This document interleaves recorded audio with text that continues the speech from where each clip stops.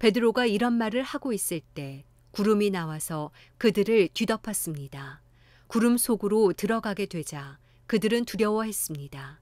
그때 구름 속에서 소리가 들려왔습니다.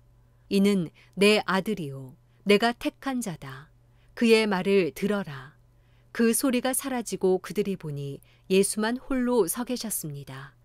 제자들은 입을 다물고 자기들이 본 것을 그때는 아무에게도 말하지 않았습니다. 이튿날 그들이 산에서 내려오자 많은 사람들이 예수를 맞았습니다. 그 무리 중 한 사람이 소리쳤습니다. 선생님, 부탁입니다. 제 아들 좀 봐주십시오. 제게는 하나밖에 없는 자식입니다. 그런데 귀신이 이 아이를 사로잡아 갑자기 소리를 지르게 하고 아이에게 발작을 일으켜 입에 거품을 물게도 합니다. 그리고 이 아이를 상하게 하면서 좀처럼 떠나지 않습니다.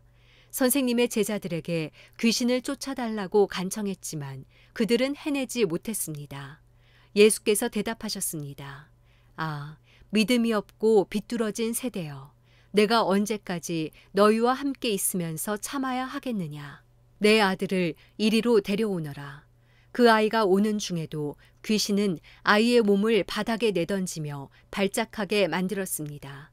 그러나 예수께서는 더러운 영을 꾸짖으시며 그 아이를 고쳐 아버지에게 돌려보내셨습니다. 하나님의 위대하심에 모두 놀랐습니다. 예수께서 행하신 그 모든 일에 다들 놀라서 감탄하고 있을 때 그분이 제자들에게 말씀하셨습니다. 지금 내가 하는 말을 유의해 들으라. 인자가 배반을 당해 사람들의 손에 넘겨질 것이다. 그러나 제자들은 이 말씀을 깨닫지 못했습니다.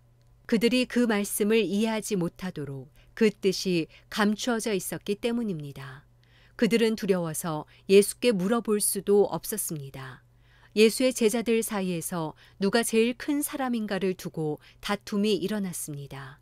예수께서는 그들의 속마음을 다 아시고 한 어린아이를 데려와 곁에 세우며 말씀하셨습니다. 누구든지 이 어린아이를 내 이름으로 영접하는 사람은 나를 영접하는 것이다. 또 누구든지 나를 영접하는 사람은 나를 보내신 그분을 영접하는 것이다. 너희 가운데에서 가장 작은 사람이 가장 큰 사람이다. 요한이 물었습니다. 선생님, 저희가 선생님의 이름으로 귀신을 쫓는 사람을 보고 우리와 함께 따르는 사람이 아니라 못하게 막았습니다. 예수께서 말씀하셨습니다. 그를 막지 마라. 누구든지 너희를 반대하지 않는 사람은 너희를 위하는 사람이다. 예수께서 승천하실 때가 가까이 오자 예루살렘으로 가실 것을 굳게 결심하셨습니다. 그리고 예수께서는 사람들을 미리 앞서 보내셨습니다. 그들은 가서 예수를 모실 준비를 하려고 사마리아의 한 마을에 들어갔습니다. 그러나 그곳 사람들은 예수를 반기지 않았습니다. 예수께서 예루살렘으로 가시는 길이었기 때문입니다. 제자인 야고보와 요한이 이것을 보고 주여, 우리가 하늘에서 불을 불러 이 사람들을 멸망시켜 달라고 할까요? 라고 물었습니다. 그러자 예수께서 뒤돌아 그들을 꾸짖으셨습니다. 그러고 나서 그들은 다른 마을로 갔습니다. 그들이 길을 가고 있는데 한 사람이 예수께 말했습니다. 선생님이 가시는 곳이라면 어디든 따라가겠습니다. 예수께서 대답하셨습니다. 여우도 굴이 있고 하늘의 새들도 보금자리가 있지만 인자는 머리 둘 곳조차 없구나. 예수께서 다른 사람에게 말씀하셨습니다. 나를 따라라. 그러자 그 사람이 대답했습니다. 주여, 제가 먼저 가서 아버지의 장례를 치르게 해주십시오. 예수께서 그에게 말씀하셨습니다. 죽은 사람들에게 죽은 자를 묻게 하고 너는 가서 하나님 나라를 전파하여라. 또 다른 사람이 말했습니다. 주여, 저는 주를 따르겠습니다. 하지만 제가 먼저 가서 가족들에게 작별 인사를 하게 해주십시오. 예수께서 그에게 대답하셨습니다. 누구든지 쟁기를 잡고 뒤를 돌아보는 사람은 하나님 나라에 적합하지 못하다. 누가복음 10장.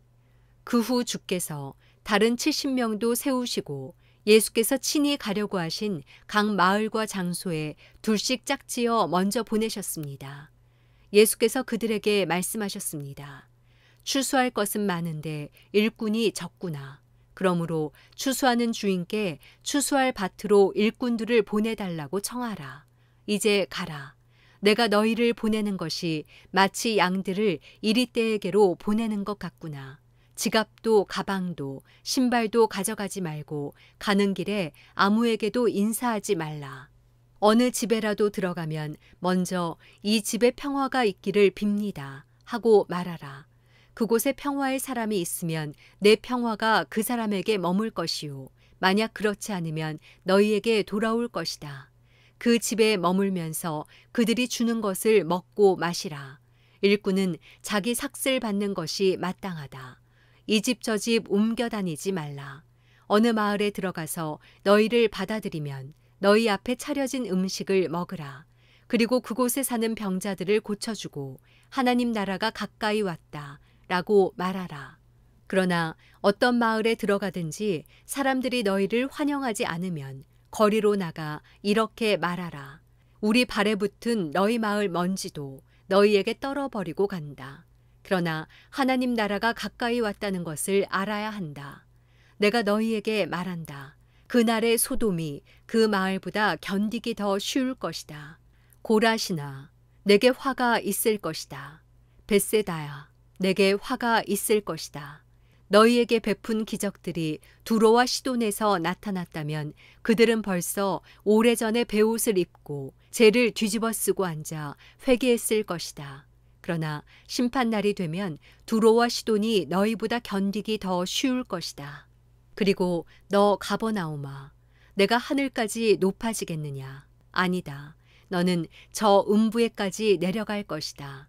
너희 말을 듣는 사람은 내 말을 듣는 것이요. 너희를 배척하는 사람은 나를 배척하는 것이다.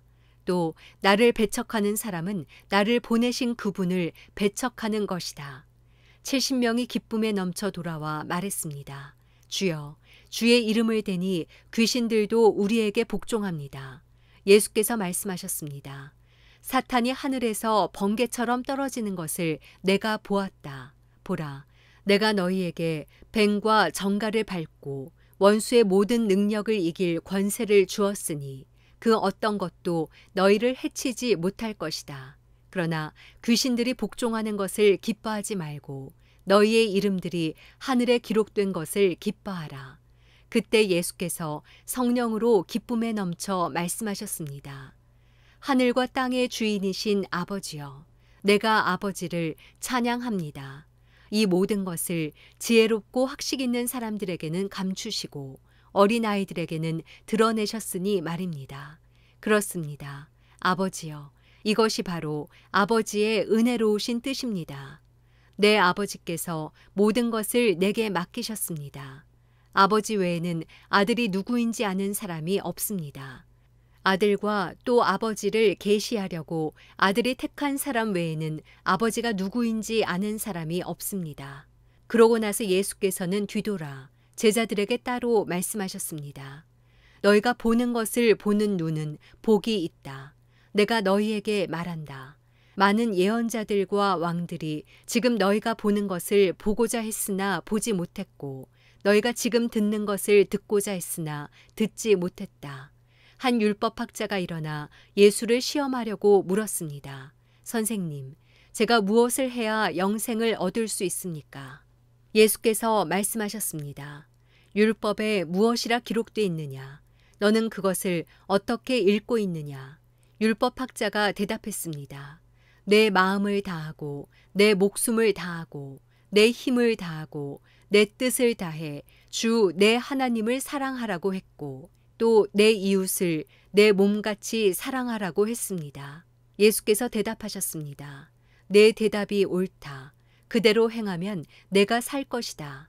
그런데 이 율법학자는 자신이 옳다는 것을 보이려고 예수께 물었습니다. 그러면 누가 제 이웃입니까? 예수께서 대답하셨습니다. 한 사람이 예루살렘에서 여리고로 가다가 강도들을 만나게 됐다. 강도들은 그의 옷을 벗기고 때려 거의 죽게 된 채로 내버려 두고 갔다.